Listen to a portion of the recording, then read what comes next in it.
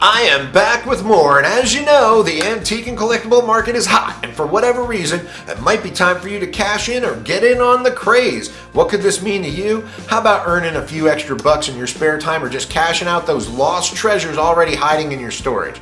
My hope is today's list might inspire you to recycle or just maybe launch a new career. Buying and selling in the secondary market can be a lot of fun. Enjoy today's list, and I have plenty more to share, but as promised, here are 5 things to sell that are hotter than hell, and yes, I'm always inspired by Kiss. So why not start with musical instruments? Did you take sax in school? Did you play the flute, guitar, bassoon? I hope you played bassoon because that's just the coolest instrument in the world.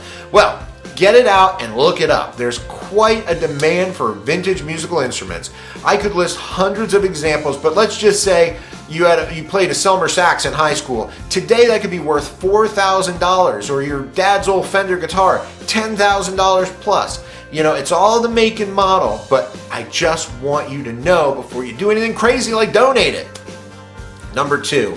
Concert posters. Nostalgia is king. It's the king of collectibles, and what brings back better memories and nostalgia than your first concert or whatever. Anyway, people with disposable income love to pony up some good money for nostalgia. An original concert poster regularly sells between $100 and $1,000, kind of a broad range based on rarity and desirability. But just to give you an example, this Jimi Hendrix Experience poster just brought $12,000 at auction.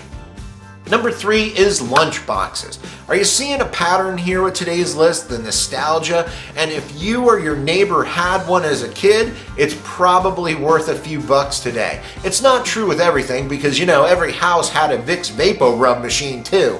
But you get me. Lunch boxes hit their pinnacle in the late 1990s and early 2000s as far as that nostalgia pricing, crazy money, but they're still big hits in the collectible world. I really think all the reproductions hurt them for a while, but the real deal are back. Collectors and you yourself would probably love to have your trusty old lunchbox. This Harlem Globetrotters lunchbox and thermos just brought $1,900. Scarves. What? Scarf? Not snarf. That's Thundercat. Scarves. Many already know that vintage fashions and accessories such as footwear, costume jewelry, I talked about that in a previous episode, handbags, belts, they all can fetch a lot of money, and you know, thousands if you got the right name, like Louis Vuitton, Chanel, and Hermès, just to name a few.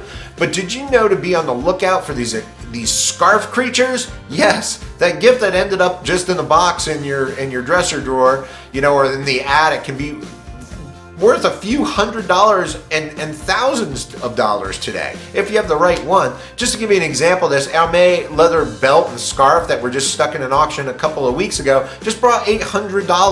That was just sitting around.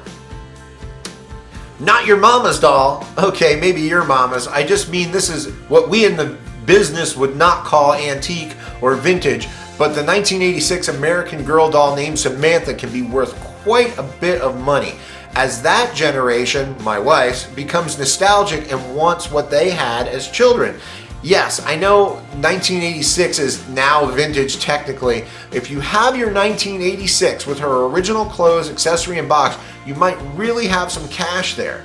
Here's an example that just sold for $500.